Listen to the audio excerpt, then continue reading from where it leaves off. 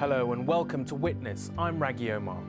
Palestine must be one of the most watched regions in the world today. But with thousands of international TV channels, each offering their version of the Palestinian story, what do Palestinians themselves watch? And what are the stories they want to tell? Al-Quds Educational Television is a small, public service, non-profit channel based in Ramallah, which gives Palestinians the chance to show their own stories to their own communities. Against all the odds of operating under occupation with precious few resources and a precarious funding base, the performers and producers of AQTV somehow managed to keep going. With their independent news, children's programs and public information shows, they are the fresh face of television in Palestine. Tig O'Sullivan's film Ramallah TV takes us behind the scenes at the station and gives us a unique glimpse of the programs and people of AQTV. With humour, ingenuity and downright tenacity, they balance keeping their shows on the air with keeping their own homes intact. Against the backdrop of events in Gaza and the West Bank, Ramallah TV is a rare look at how Palestinians see and report their own world. Palestine is one of the most closely watched places in the world. It is a TV-obsessed region, and international cameras are quick to come for stories of tragedy and terror. But not everybody here simply allows others to tell their stories. This is Al-Quds Educational TV in Ramallah, a unique Palestinian alternative to international rolling news. Khalil is AQTV's director, responsible for editorial decisions and programming. I don't know if there is something like this in the Arab world. We are in the houses of the people. We have commercials somehow. We have an independent programs beside the educational programs. It's really unique. At least 40% from what we have broadcast is our productions. Jakob is head of the children's unit. In 2002, his Nakhle Sheber character starred in an AQTV series aimed at helping children deal with the violence of the Intifada.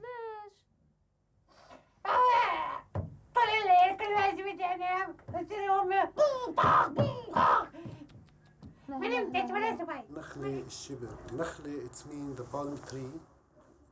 And Sheber, this span, hand span. So he's very long with his imagination and dreams, but he's very limited because of the situation, because of the occupation.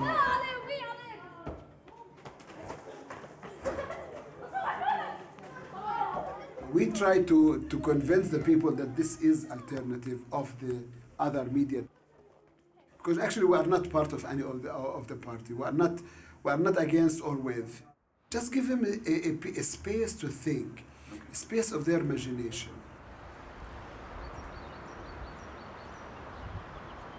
98% of the Palestinian houses in the West Bank, they have satellite dishes. So what that means that I cannot in anyhow challenge those 300 and something satellite Arab channels. So what I'm doing is I'm giving things that they are not going to see it in the satellite channels. I'm giving things about their neighbors, what happened in their neighbors, that this is not going to be an Al Jazeera, unless there is an airstrike. Even as Khalil spoke, Israeli airstrikes were pounding Gaza. In January 2009, West Bank Palestinians spoke of little else, and everyone seemed glued to their televisions. At AQTV, work suffered as everyone kept up with the latest news from Gaza. Mona is head of development for the station. Everybody's depressed. Everyone you talk to is always watching the news. Everybody's angry and they can't do anything about it. People at the end, they don't want to be in the situation that Gaza is in now. And they know it's possible. عايش يا زلمه حلوه مقطوعه طبعا مش مشكله. The hospital is bombed and they bombed the media tower. The media tower contains all of the media channels, Al Jazeera, Arabiya, everyone, but Al Arabiya and Abu Dhabi were the two channels infected.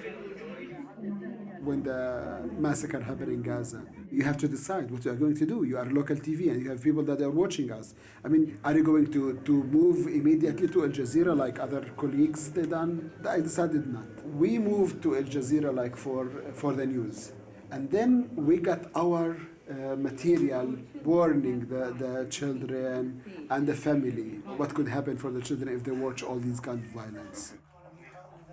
At least we can protect other children in the West Bank because they see these scenes on the TVs every day.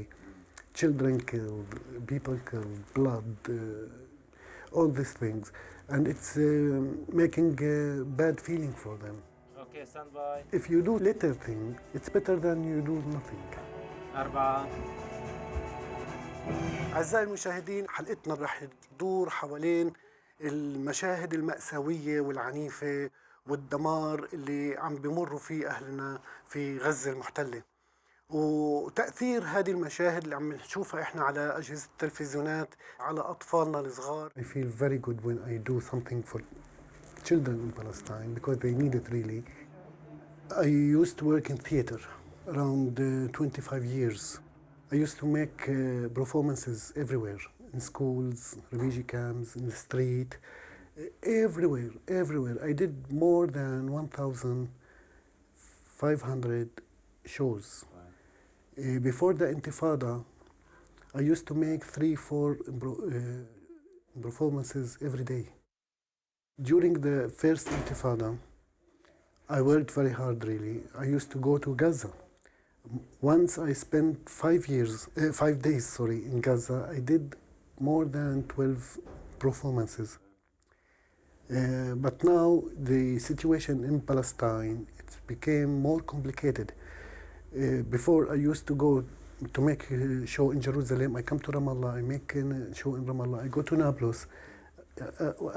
I was young, I am full of energy, and to go from city to city, from place to place, it was more easy than now. Now I'm getting older. My energy, it's not like before, and the situation itself became very complicated. Israel's complex system of walls and checkpoints, permits and passes has left people's movement beyond their own cities severely restricted. And since 4 years now, I didn't make any performance. I feel very bad about it because I do something good. I would love to show it for everybody, and I can't. Why? But I hope that it works with me to do it in the TV. It's more easy for me because I don't have to travel. As a resident of East Jerusalem, Jacob is permitted to travel more than most. West Bank Palestinians are barred from entering the city. But Jacob has other reasons for staying close to home. It's 28 houses they want to take from us. From that house, on the other side of the street, and all these houses. And up there, when you see the Israeli flag, 3 houses they took. Where's your house? The third house on the right here. So they kick out one family last summer, and the family they are living now in this tent. العافية كامل كيف حالك؟ شو أخبارك؟ السلام عليكم. This is like a sample. This tent. It's against the whole case because they will kick out all the families after.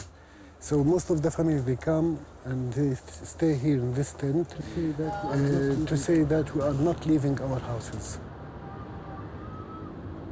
Every day when I finished my work, I have to come here to talk about the problem and what's going to be next. And each Palestinian, he has a special idea about Palestine. For me, to keep my house and to stay in Jerusalem. For someone from Ramallah, for example, to take off the checkpoint. Because the life became more complicated, and people like in a big prison, big jail. They can't move, they can't do whatever they want, they can't travel, they can't... While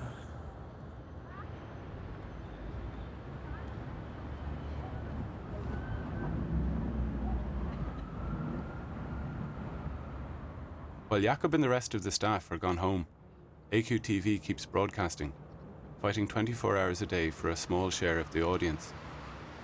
With 300 Arab satellite channels and some 40 local broadcasters filling the airwaves, AQTV has to offer its viewers more than what it can produce itself. The rest of what we broadcast is, half of it is from local TVs, local materials that we collect from other TVs like our colleagues. And what remain is just another small percentage of recycling materials, sports and movies. Here in the Palestinian territories, there is nothing called legal stuff, because they are really stolen materials or just rebroadcast material without taking a license. By gaining a wider audience in this way, AQTV can justify its existence and keep attracting the funds that keep it on the air and its staff in a job.